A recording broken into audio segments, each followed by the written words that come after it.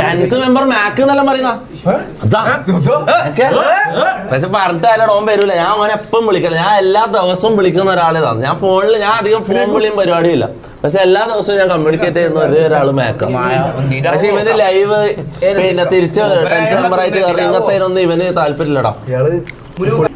മാക്കിന്റെ കാര്യം പറഞ്ഞ പുതിയ വ്യൂവേഴ്സിന് അറിയാത്തൊരു കാര്യം ഞാൻ പറഞ്ഞ, മാക്ക് എന്ന് പറഞ്ഞാൽ പണ്ട് എന്നെ നല്ല കിടിലം പോലെ മാനേജ് ചെയ്തോണ്ടിരുന്നു.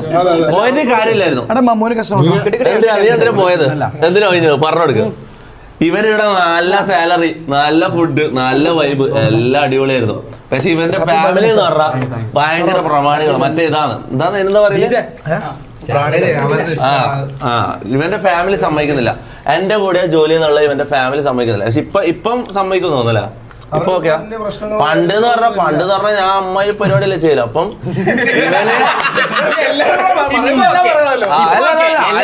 ഒരിക്കലും ഇവന്റെ ഫാമിലിന്റെ തെറ്റാന്ന് ഞാൻ പറയുന്നില്ല, അത് എന്റെ തെറ്റായിരുന്നു.